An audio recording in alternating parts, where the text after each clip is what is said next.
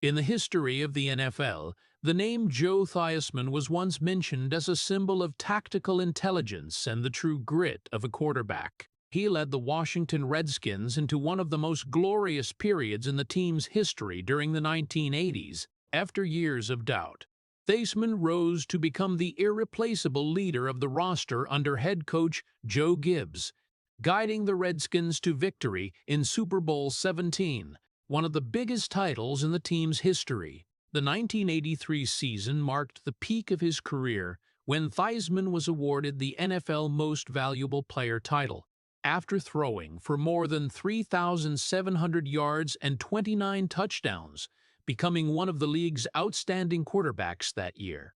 Over a career spanning more than a decade in the NFL, he was selected to the Pro Bowl twice, led the Redskins to multiple playoff appearances, and was regarded as the brain behind one of the most efficient offenses of the era. He wasn't the quarterback with the strongest arm or the most imposing build, but Theismann was famous for his ability to read situations, control the game, and inspire his teammates. For Washington fans, he wasn't just a player.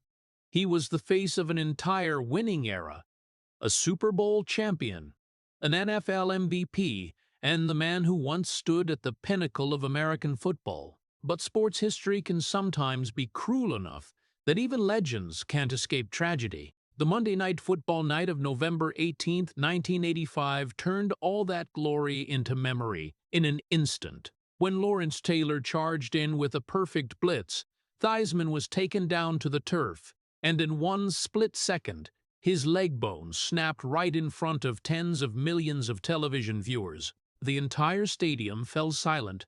Many players turned away because they couldn't bear to look at the scene. In that moment, Joe Theismann understood that the career he had built over so many years, the seasons, the wins, the titles, had all come to an end. But what makes his story memorable isn't just that fall.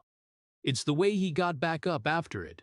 Instead of letting tragedy define his life, Theismann chose to turn the pain into motivation, building a new life after football as a television commentator, businessman, and motivational speaker.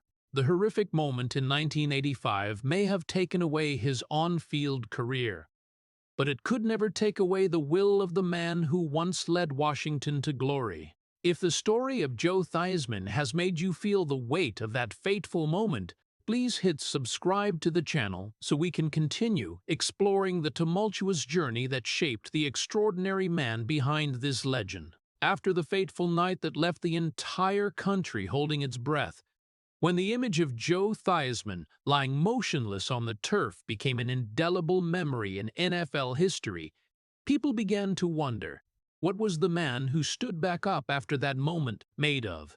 The answer doesn't start on the stadium field, nor under the television lights.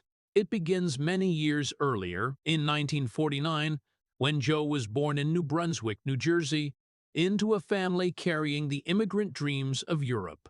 Joe's father, Joseph John Theismann Sr., was a Hungarian who left his homeland to seek a better life in America. He wasn't a man of gentle words.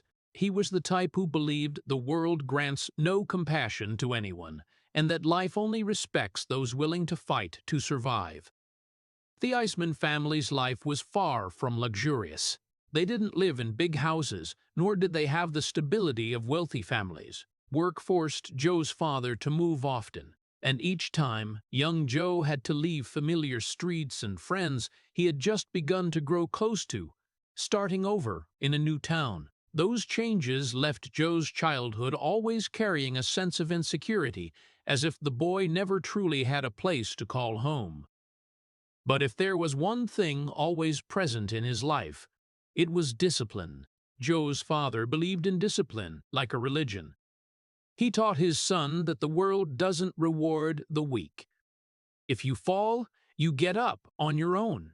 If you fail, you learn to fight harder. No room for complaining, no room for tears.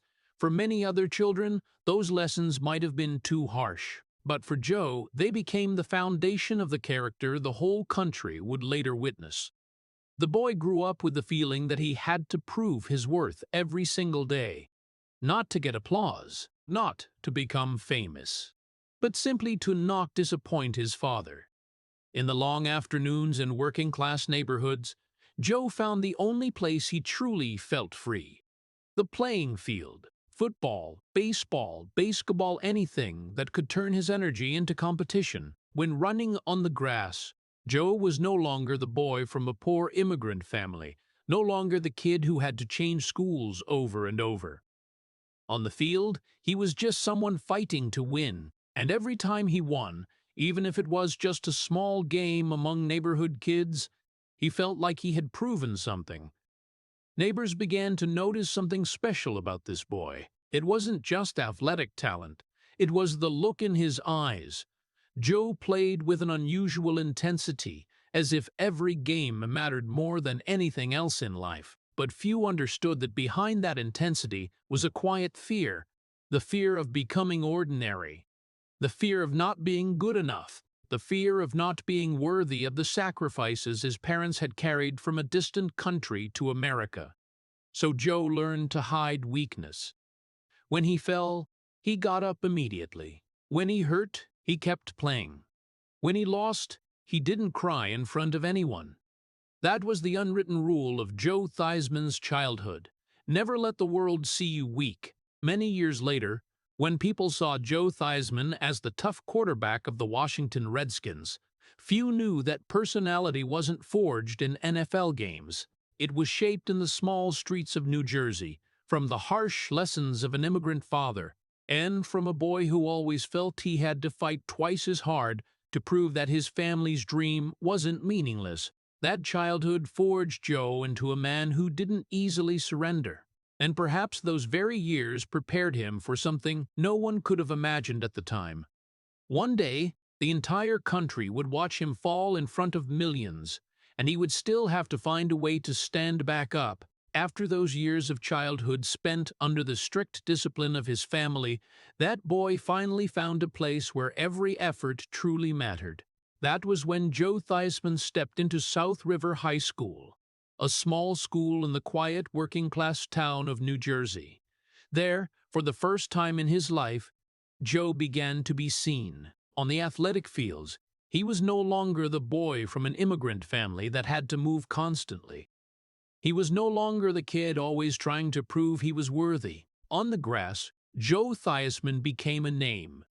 He played football with an intensity rarely seen in a high school kid. Baseball, basketball, any sport there was to compete in, Joe joined. But football was where he truly shone.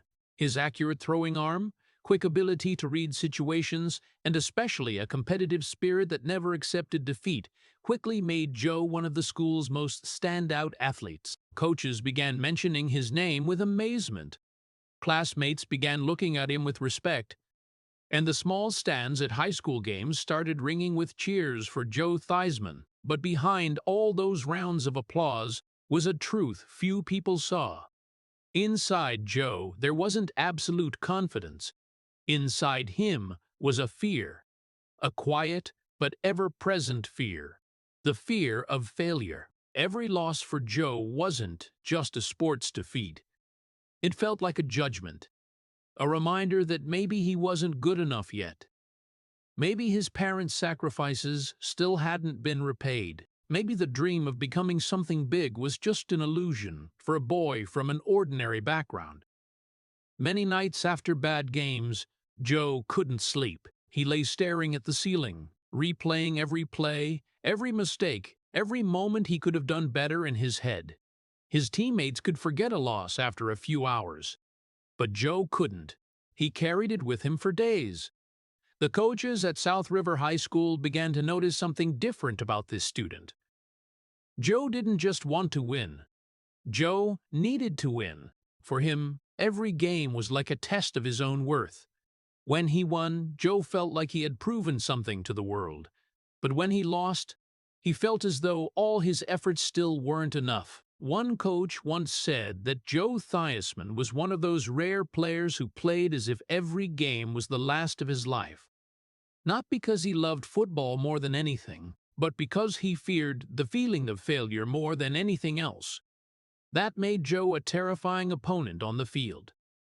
He practiced longer than the others, ran more, threw more, studied the game harder. While other students left the practice field as the sky grew dark, Joe often stayed longer, continuing to train until the coach had to tell him to go home. To many people, that was just hard work, but for Joe, it was the only way to keep his fear at a safe distance. And that very obsession turned him into a school sports star. College recruiters began to take notice. Major football programs started following him.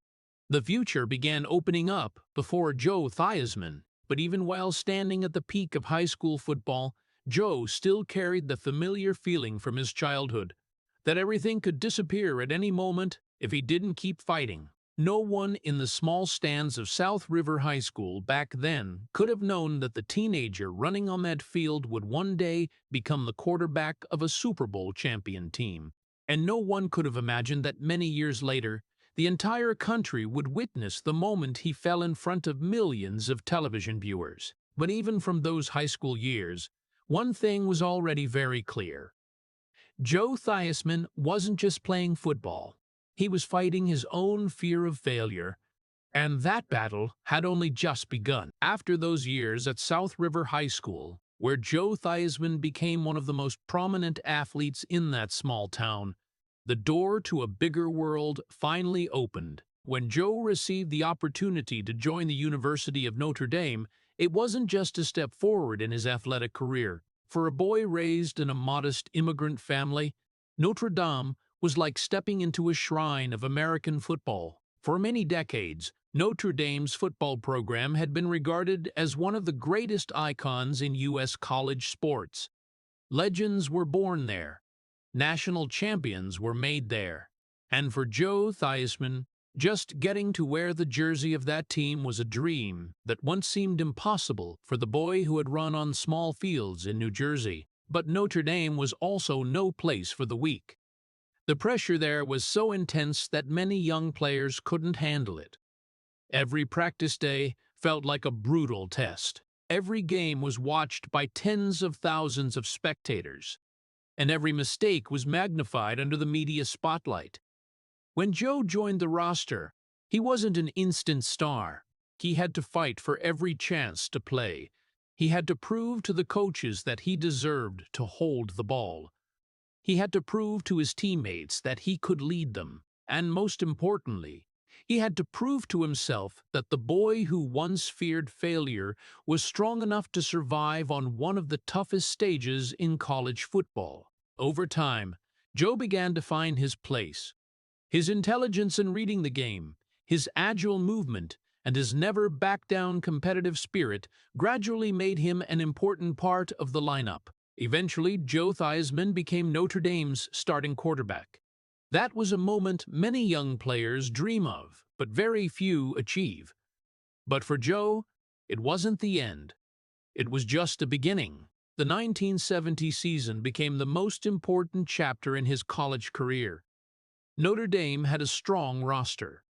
Consecutive wins began pushing them up the national rankings. Joe led the offense with growing confidence, throwing accurate passes and controlling games like someone who had been playing at a professional level for years. The stands at Notre Dame Stadium began chanting his name.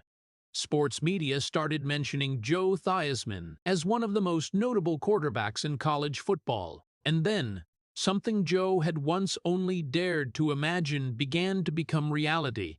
His name appeared in the race for the Heisman Trophy, the most prestigious individual award in American college football. For any player, the Heisman Trophy is a symbol of greatness. It's not just a trophy. It's recognition that you're the best player in the entire country. And in the final months of the 1970 season, Joe Theismann truly believed he could touch it. But sports, like life, rarely follows perfect stories. When the final results were announced, Joe Theismann wasn't the winner. He finished second in the Heisman Trophy voting. Just one step, just a small gap between him and absolute glory. For many other players, being the Heisman runner-up would have been an extraordinary achievement. But for Joe, that feeling was far more complicated. He had come so close to legend that he could see it, but he still couldn't reach it. That moment taught Joe a lesson he would carry for the rest of his life. There are times in life when you can do everything right. You can work harder than anyone. You can fight relentlessly, and still end up in second place. That's a painful feeling. The feeling of standing at the door of legend, but not being allowed to walk through.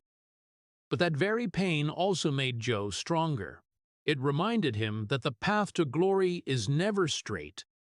And sometimes, the most painful failures are exactly what prepare us to face even greater challenges in the future. At that moment, Joe Theismann couldn't know that his life would hold many harsher twists than finishing second in the Heisman race. But looking back, it was moments like that which forged him into a man capable of enduring falls that most others couldn't recover from. And as history has proven, Joe Theismann's life still had a bigger dream ahead, the dream called the NFL, even though the road to it would be anything but easy. After leaving the University of Notre Dame, with the reputation of being one of the top quarterbacks in college football, Joe Theismann believed the door to the NFL was finally opening in front of him. His years at Notre Dame had turned him into a familiar name among scouts.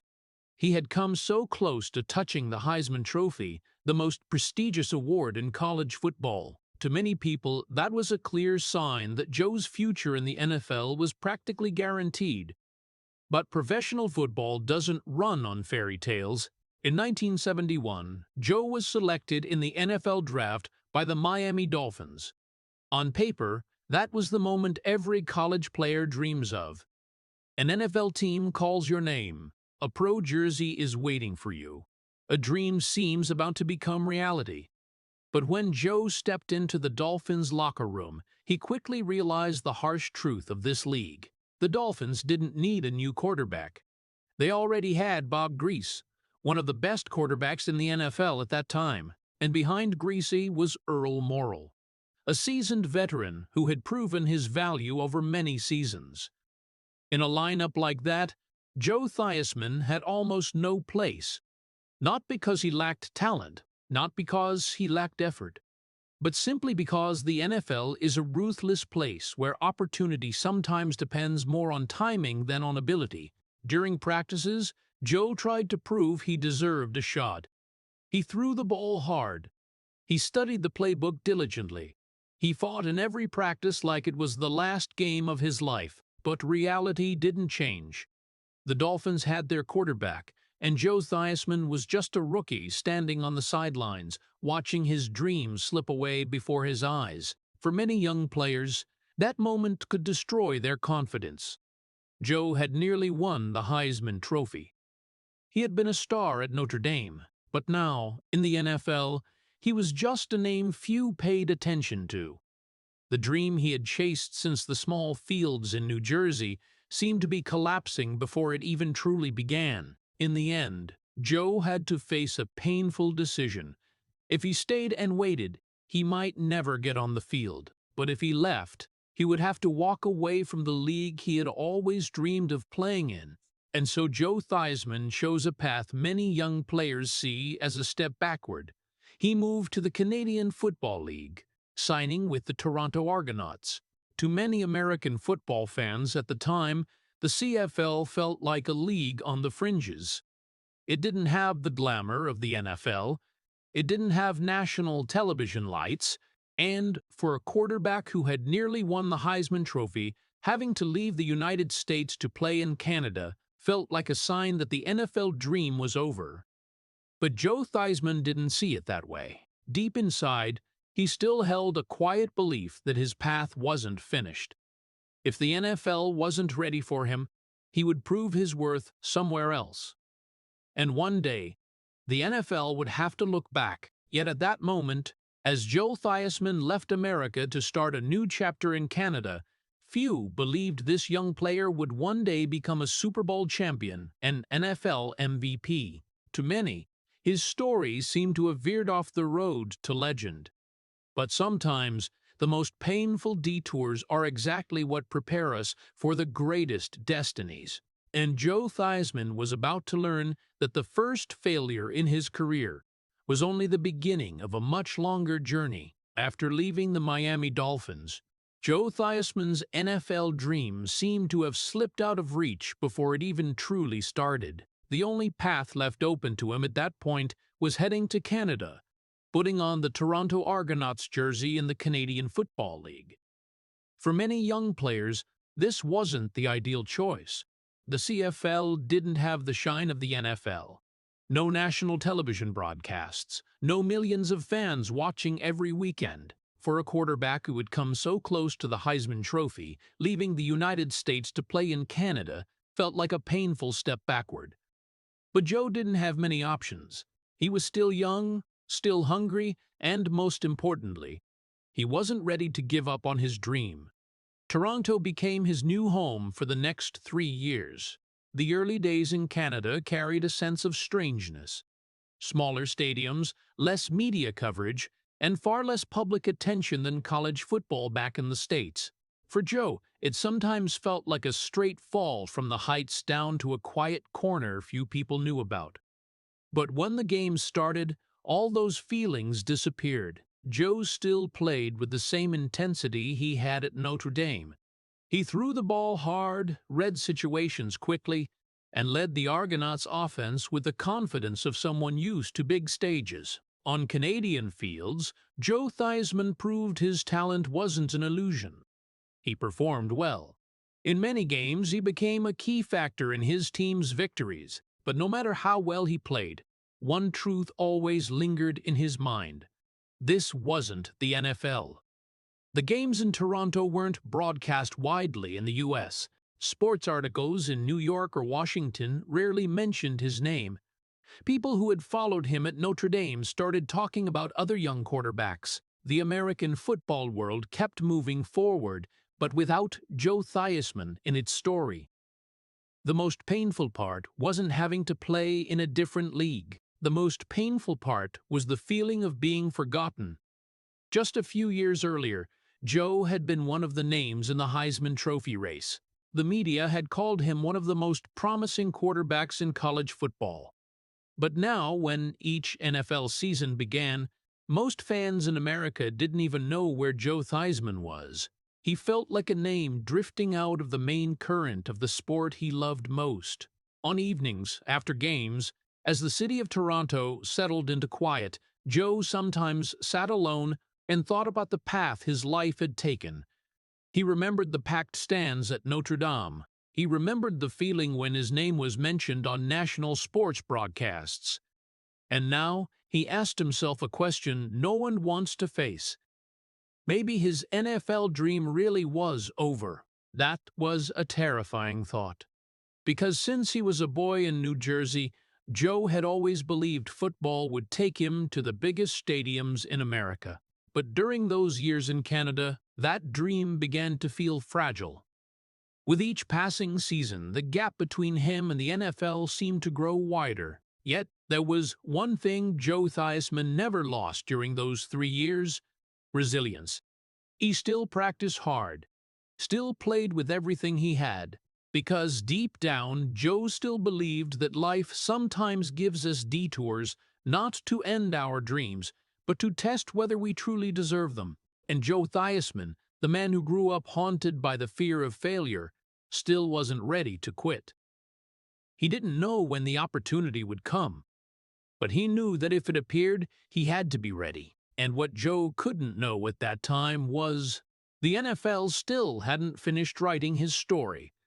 In fact, the most important chapter of Joe Theismann's life was still ahead. 3 years in Canada passed quietly, and just as Joe Theismann began to get used to the idea that his life might always remain outside the NFL, an unexpected door opened. The Washington Redskins decided to give him a chance. It wasn't a glamorous invitation. There were no big headlines in the papers. There were no promises of a starting role. It was just a phone call, a tiny opportunity to return to the league he had once dreamed of. When Joe came back to the United States, the feeling was very different from the day he left Notre Dame with the reputation of a near Heisman quarterback. This time, He didn't step into the NFL as a rising star. He stepped in as someone trying to prove he still had value. On the Redskins roster, Joe wasn't the center of attention. He was just a backup quarterback, someone who had to stand on the sidelines, watch others play, and wait for an opportunity that might never come. Those early years in Washington were anything but easy. The sports media in the capital weren't very impressed with Joe Theismann. To them, he was just a player who had failed in the NFL, had to go play in Canada, and was now returning with slim hopes. Reporters often questioned whether the Redskins could trust a quarterback like that. In commentaries, many bluntly said Joe Theismann wasn't good enough to lead an NFL team. Those doubts weren't always said directly to his face, but Joe could feel them. In the locker room, he knew he still had to prove himself every single day. During practices, every pass he threw was watched closely.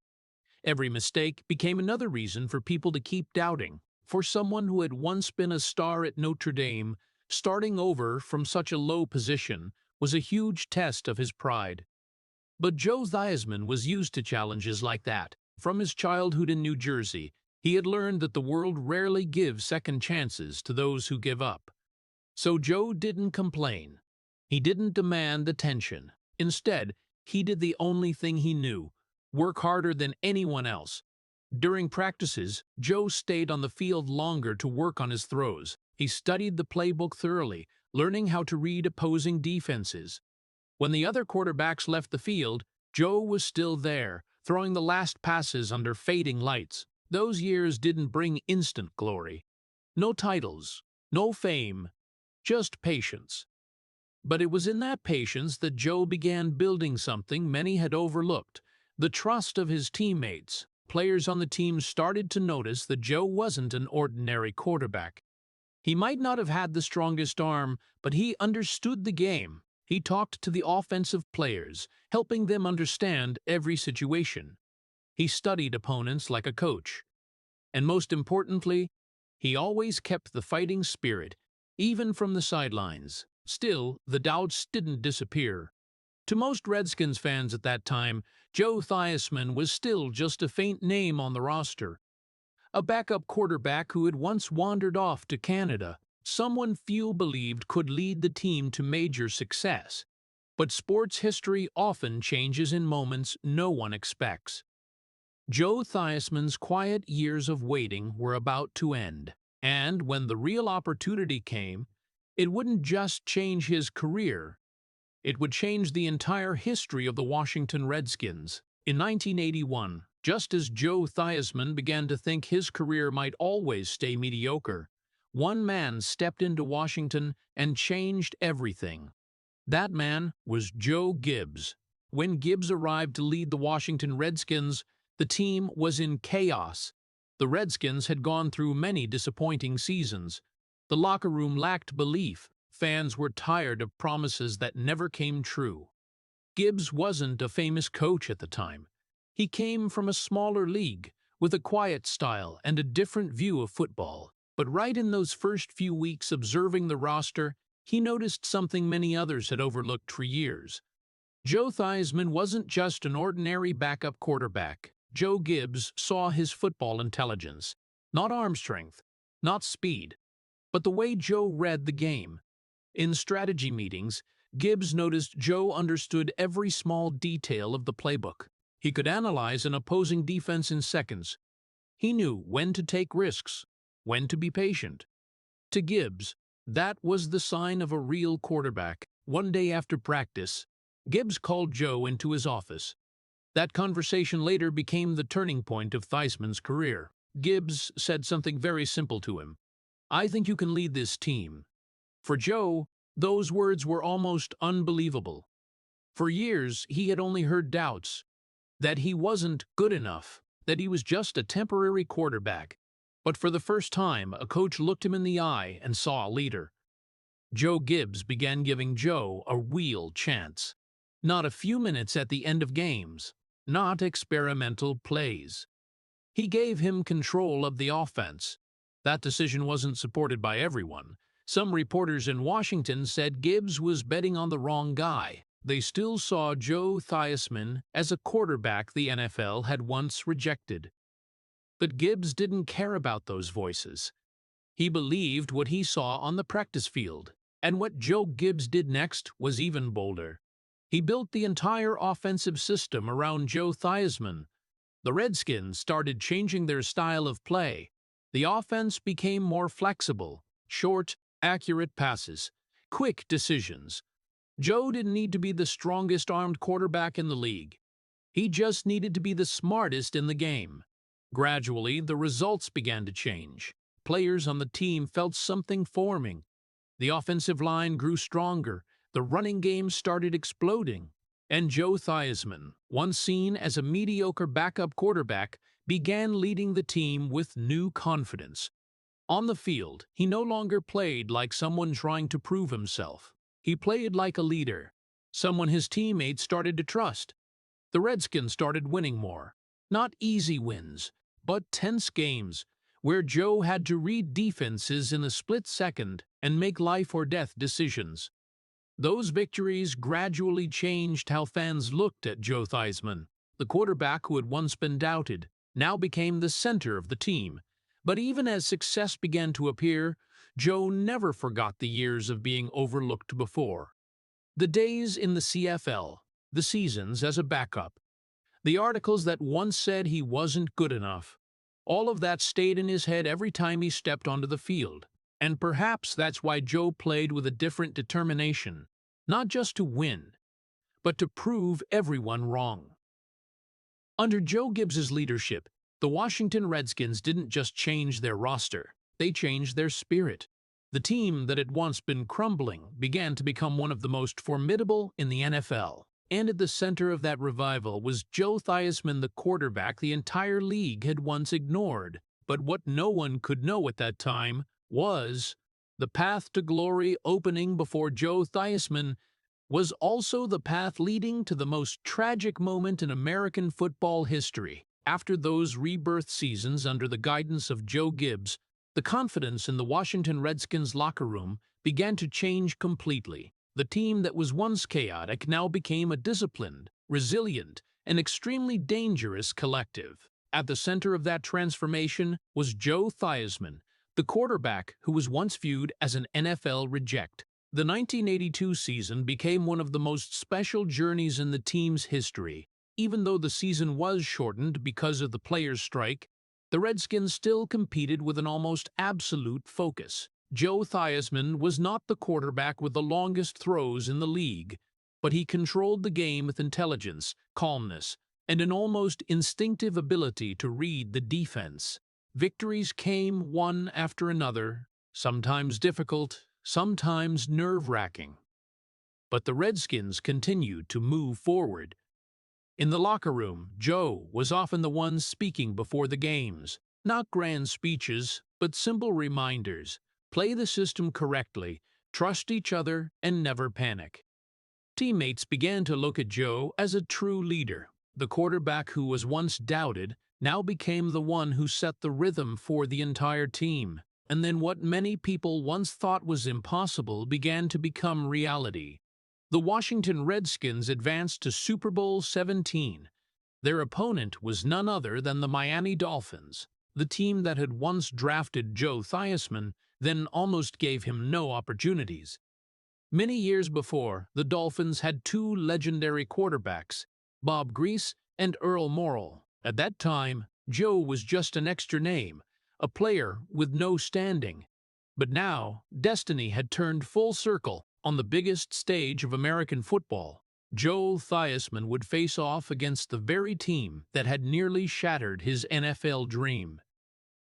The game took place in Pasadena, California. Bright lights shining, millions of Americans following. The Redskins did not start perfectly. The Dolphins led. Pressure weighed heavily on Joe Theismann and the offensive line. But the Redskins did not panic. Joe continued to control the game patiently, drive by drive, accurate pass by accurate pass by accurate pass. The Washington offense began to take back control of the game, and then the iconic moment appeared. The famous touchdown run by John Riggins on 4th down, breaking through the Dolphins' defense. The entire stadium seemed to explode. The Redskins surged ahead.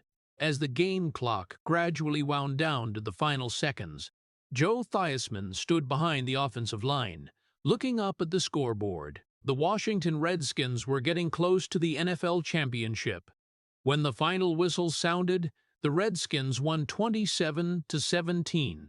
The players flooded the field. Helmets flew into the air. A team once considered ordinary now became world champions. In the chaotic moment of that joy, Joe Theismann stood still for a few seconds. He looked around the field, looked at his teammates, looked at the Lombardi Trophy being carried out, and perhaps in his head flashed old memories. The childhood bedroom where his father taught that life only respects those who fight, the years abandoned in the NFL, 3 seasons away in Canada, the days as a backup quarterback mocked by the media. All those detours finally led to this moment. Joe Theismann, the one once seen as not good enough, now was the quarterback of a Super Bowl champion team. The defeated opponent was precisely the team that once did not need him. That was not just a victory. It was the closing of a circle of destiny. But in sports, as in life, circles of destiny rarely end there, because just a few years after reaching the peak of glory, Joe Theismann would step into a moment that the entire America would never forget. A moment that made time seem to stop on the grass and turned a champion into a symbol of tragedy. After the glorious victory at Super Bowl XVII, the life of Joe Theismann entered a completely different chapter. The quarterback who was once doubted now became the face of the entire team.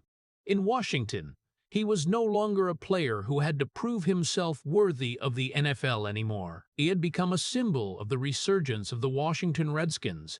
The following seasons witnessed Joe Theismann reaching the true peak of his career. Under the guidance of Joe Gibbs, the Redskins' offensive system became more and more perfected. The powerful offensive line with giant players that later became famously known as the Hogs protected Joe like a steel wall. That allowed him to do what he did best: read the game, control the tempo, and make cold-blooded decisions in the most pressure-filled moments. By the mid-1980s, Joe Theismann was not only the quarterback of a champion team, he had become one of the most outstanding quarterbacks in the NFL. The 1983 season, the Redskins advanced deep again to the Super Bowl. Joe threw more than 3,700 yards in that season, an impressive number at that time, and the Redskins finished the season with an almost unbelievable record: 14 wins. Although they failed in Super Bowl XVIII, Joe Theismann still continued to prove that he was the brain of one of the strongest teams in the league. But the true peak came in the 1983-1984 season when Joe was awarded the NFL Most Valuable Player title. For Joe, the MVP title was not just a reward for an excellent season. It was the recognition for an entire long journey full of doubts, from the boy obsessed with the fear of failure, to the player who had to leave the NFL to go to Canada, to the backup quarterback mocked by the media. Now he was the best player in the entire league. Those years, the Washington Redskins became a real force in the NFL. RFK Stadium was always packed with spectators. Every time Joe stepped onto the field, the fans stood up to cheer. His passes were not just football plays. They were symbols of a team that had returned to the peak. Joe Theismann now was one of the biggest names in American football. Television interviewed him. Sports magazines featured him on the cover. Children across America began wearing the number 7 Redskins jersey. But what made Joe special was not the titles. It was the way he played the ball. He was not the strongest quarterback, not the fastest, but he was one of the smartest on the field. He read the defense like an open book. He knew when to take risks and when to wait. For teammates, Joe was not just a quarterback. He was the rhythm keeper for the entire team. And that was exactly why the Redskins became almost the most unbeatable team in those years. But sports history has a cruel law. Peaks rarely last forever. And sometimes, when an athlete reaches the most brilliant peak, that is also when tragedy is silently approaching. Joe Theismann could not know that just a few years after being honored as the best player in the NFL, his career would end in a terrible moment that the entire America had to witness live. One play, one collision, one crisp sound, and an entire life would change forever. But history in sports, as we've seen too many times, always has a cruel way of reminding us that glory never lasts forever. And for Joe Theismann, that fateful moment came on a night in November of 1985. A night when tens of millions of Americans were watching live on television. It was the Monday Night Football game on November 18, 1985. RFK Stadium in Washington was brightly lit under the lights. The Washington Redskins' opponent that night was the New York Giants. The game was as tense as every matchup between these two NFC East rivals. The Redskins were still a major force in the NFL, and Joe Theismann, Super Bowl champion, former league MVP, was still the one directing their offense. No one in the stadium could know that in just a few seconds, one of the most horrifying moments in American sports history was about to unfold right before their eyes. The Redskins had the ball. Joe stood behind center, scanning the defense. He called the signals. The ball was snapped. The play began. Joe dropped back a few steps to set up for the throw, but in that instant, a storm was charging from the left side of the Giants' defense. Leading the blitz was Lawrence Taylor, one of the greatest and most feared linebackers in NFL history. Taylor burst through the line with terrifying speed. Joe Theismann didn't have time to realize the danger was coming. In a split second, Taylor was on him. The tackle happened very fast, but as Joe went down to the turf, something horrific occurred. A dry, cracking sound rang out, a sound that many players later said they would never forget. Joe Theismann's right leg broke instantly. The tibia and fibula were severely fractured. The impact bent his leg at an unbelievable angle. In that moment, the entire stadium went almost deathly silent. Some Redskins players turned their faces away. The Giants players stood frozen. And the first to react was Lawrence Taylor. As Taylor got up and looked down at Joe's leg, he immediately signaled for the medical team. Taylor began waving frantically toward the sideline, yelling for the doctors to rush onto the field. This was no longer a football play. It was a tragedy. The television cameras, which were broadcasting live to millions, quickly shifted angles to avoid showing the injury directly. But it was too late. Tens of millions of American viewers had already seen that moment. One of the NFL's most famous quarterbacks lay motionless on the field. Joe Theismann was on the grass, clutching his leg, his face contorted in excruciating pain. The doctors rushed in. His teammates surrounded him, but everyone on the field understood one thing. Joe Theismann's career had just ended. There are no miracles in injuries like that. No miraculous comebacks. Just seconds earlier, Joe Theismann had been the quarterback of the Washington Redskins, one of the NFL's most important players, a champion, an MVP. But in the single moment, it all vanished. Joe was carried off the field on a stretcher amid an atmosphere heavier than anyone had ever seen in a football game. There were no cheers, no chants, just silence. A silence that many who were at RFK Stadium that night said they still remember for the rest of their lives. Later, that moment became known as one of the most infamous injuries in NFL history, not just because of its severity, but because it happened in full view of the entire country. A career that had lasted more than a decade, a journey from a pressure-filled immigrant kid to Super Bowl champion to NFL MVP. All of it ended in one tackle. But what Joe Theismann couldn't know as he lay on the field that night was that the injury may have ended his career, but it didn't end his story, because the toughest battle of Joe Theismann's life was just beginning. That horrifying moment on the RFK Stadium field didn't just break Joe Theismann's leg.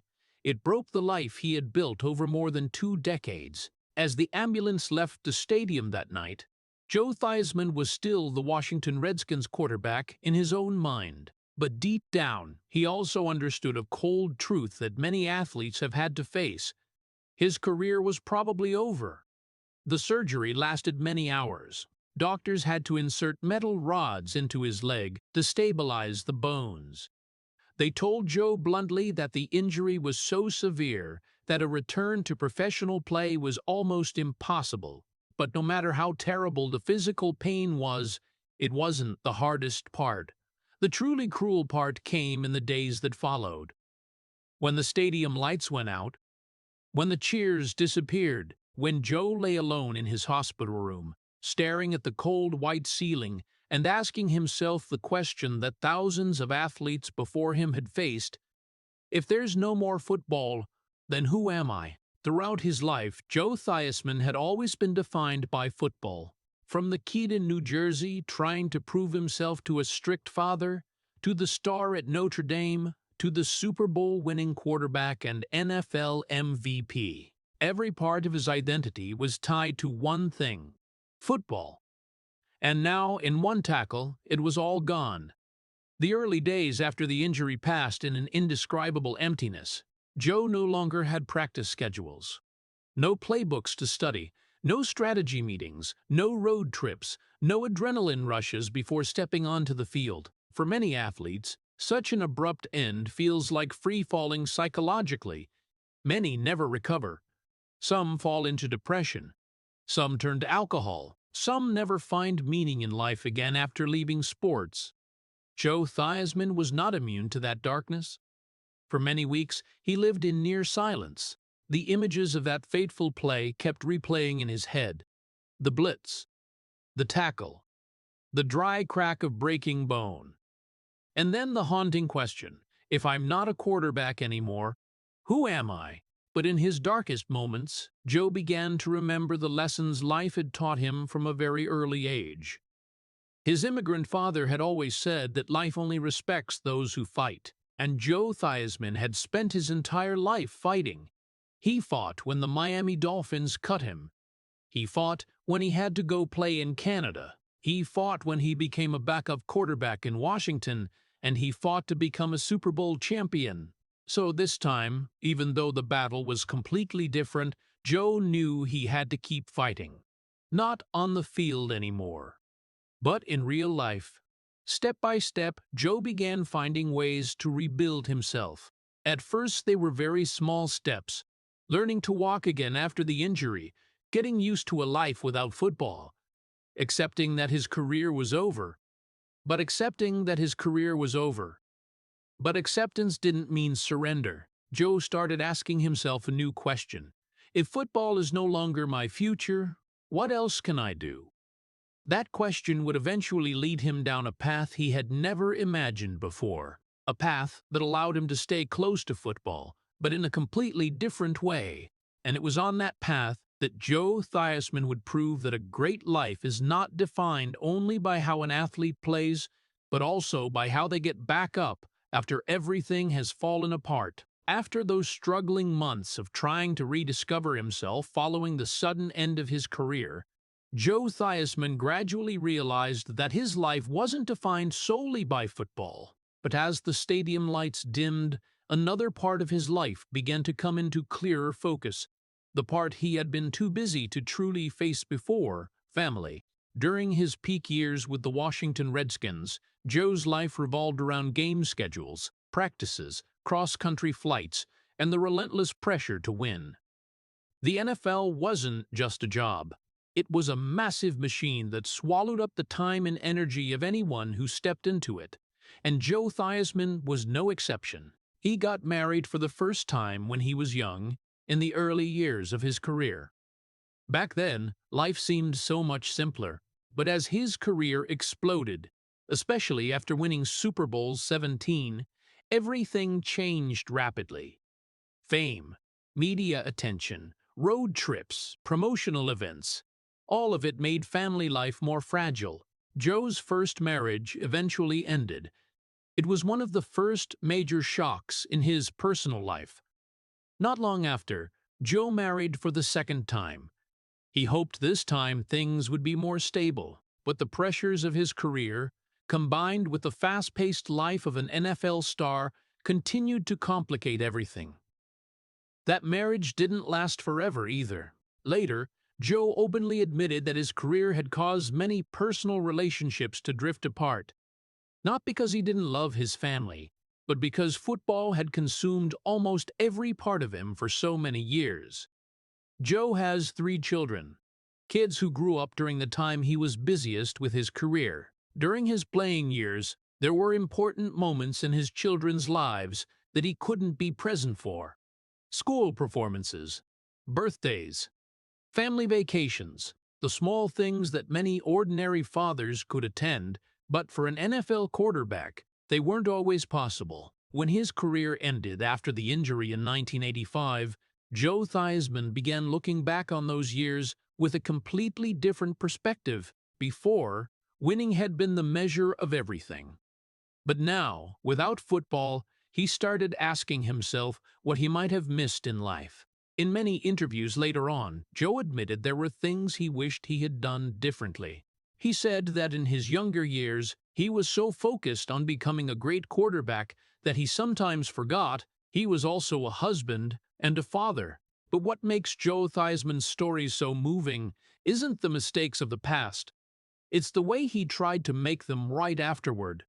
As life slowed down, Joe began spending more time with his family. He worked to rebuild his relationships with his children, not with grand promises, but with presence, conversations, family dinners, trips together. He also learned to talk honestly about his mistakes, not to beat himself up, but to show his kids that even someone who once stood at the top could make errors, and more importantly, that they could still learn and change.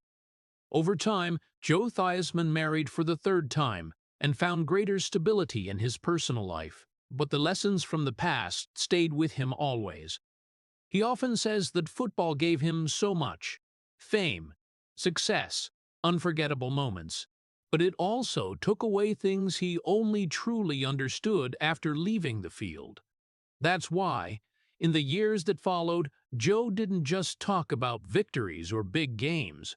He talked more about family, about time, and about what really matters in life.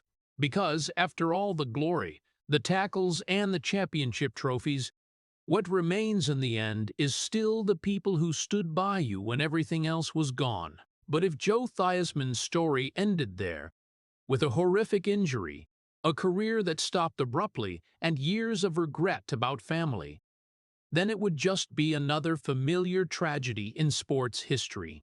Plenty of athletes have faded from the spotlight after their careers ended. But Joe Theismann wasn't the type to accept fading away. After leaving the field, he understood that he had to rebuild his life from scratch. No more helmet, no more playbook, no more evenings under stadium lights. But Joe still had one thing no one could take away: the experience of someone who had lived through both the heights and the depths. The early years after retirement weren't easy at all. Joe had to learn how to step into a completely different world. But very quickly, he realized that football could still be part of his life, just in a different way. Joe began a new career as a broadcaster. Thanks to his deep understanding of strategy and his elite playing experience, he quickly became one of the most respected commentators in sports television. On air, Joe didn't just analyze plays. He explained the game in a way that let viewers clearly understand what was happening on the field. His years as a quarterback allowed him to read the game faster than almost anyone. When Joe talked about a blitz, a pass, or a strategic decision, the audience knew it wasn't just theory. It was real, lived experience. But Joe didn't stop there. He also stepped into the business world. From sports restaurants to other investment projects, Joe Theismann began building his own entrepreneurial career. Not every project succeeded right away, but just like in his early NFL years, Joe kept learning, adapting, and moving forward. Perhaps the most remarkable part of his new journey was his role as a motivational speaker. After everything he had been through, from a kid carrying family pressure to Super Bowl champion quarterback to a man who watched his career end in one tackle, Joe had a story that a lot of people wanted to hear. He began appearing at conferences, corporate events, and educational programs, sharing about resilience, failure, and how to get back up after life changes in an instant. Joe often says that Lawrence Taylor's tackle didn't just end his career. It forced him to redefine himself. And in a strange way, that tragic moment opened a new chapter in his life. In his speeches, Joe doesn't talk much about the MVP award or the Super Bowl championship. Instead, he talks about what many people fear most: change. He says that in life, sometimes everything you've built over years can disappear in a single second. But what matters isn't the fall. What matters is what you do after you get back up. Joe's words carry weight because he has lived them. He doesn't just talk about resilience. He is proof of it. Over time, Joe Theismann became one of the most respected former NFL players in the American sports community. Not just for what he did on the field, but for how he continued to live after the field was gone. He proved that an athlete doesn't have to be defined by the most tragic moment of their career. One tackle can end one chapter of a life, but it doesn't have to end the entire story. And in Joe Theismann's case, the second chapter of his life, the chapter of rebirth, learning, and inspiration, may be even more meaningful than the years he spent at the peak of the NFL. Joe Theismann's life could have ended on the field that night in November of 1985. But his story didn't. When you look back on that entire journey, from a boy growing up in an immigrant family to an NFL champion quarterback to a man who had to learn how to live again after a horrific injury, you realize that Joe Theismann's legacy isn't in the statistics or the trophies. It's in his ability to survive. Joe Theismann wasn't just a Super Bowl champion. He wasn't just the man once honored as the NFL most valuable player. He was a man who got back up after the cruelest moment of his career. Professional sports have a very special way of testing people. It takes you to the heights of fame and glory, but it can also drag you down in a single moment. For Joe, that moment was Lawrence Taylor's tackle play that millions of Americans still remember to this day. In an instant, the career he had spent his whole life building vanished. No farewell game, no final season to say goodbye, just one collision, one sound of breaking bone, and a heavy silence over the stadium. So many athletes never recover from moments like that. Not just physically, but mentally too. Because when an athlete loses the sport that defined their life, they often feel like they've lost themselves. Joe Theismann went through that darkness too. The days in the hospital, the painful months of recovery, the long nights wondering if life still had any meaning without football. But that's exactly where the real essence of Joe Theismann began to emerge. He wasn't a man who only knew how to win when everything was going his way.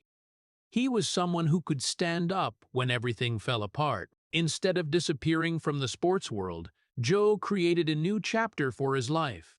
He became a respected broadcaster, a businessman, an inspirational speaker to thousands of people.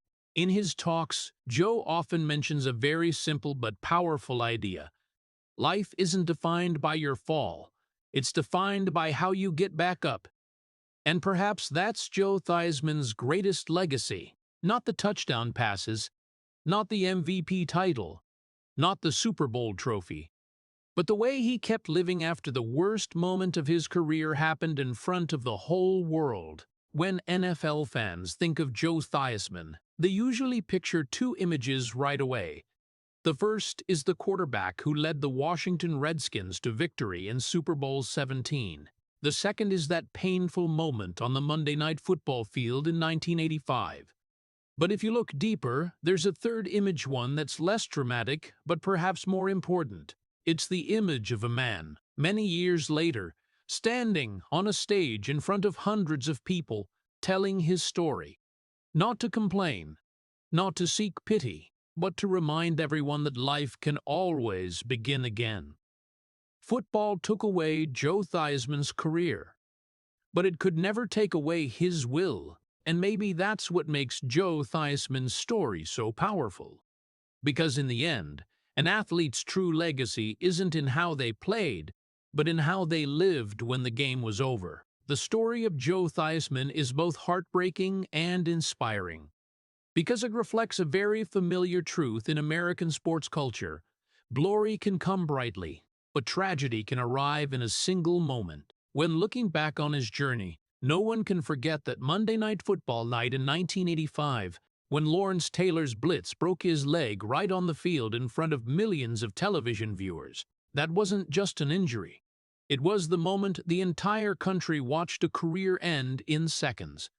But if the story stopped there, Joe Theismann would only be remembered as a sports tragedy. What makes his life so worthy of respect is what happened afterward. Before the accident, he had reached the pinnacle of American football, leading the Washington Redskins to win Super Bowl XVII and earning the NFL Most Valuable Player award. But when it was all taken away, Joe didn't let his life be defined by that fall. He entered another battle, the battle with identity crisis, with the feeling of being lost after leaving the field, and with the regrets about family that he himself admitted in the years that followed. From a famous quarterback, he had to learn how to become a broadcaster, a businessman, and an inspirational speaker. That shows that real human strength doesn't lie in the moments of victory, but in how people get back up after everything collapses. For Americans, Joe Theismann's story is a profound reminder that the American dream isn't just about success, it's also about the ability to be reborn after failure. In a society that always celebrates winning, his story teaches us that a person's true value isn't in the trophies they win, but in the resilience they hold on to when life suddenly changes direction. If the story of Joe Theismann's resilience and comeback has touched your heart, please hit subscribe to the channel and leave a like as a tribute to the man who turned tragedy into strength. Thank you for watching, and see you in the next video, where we'll dive into more inspiring life stories behind the legends of sports.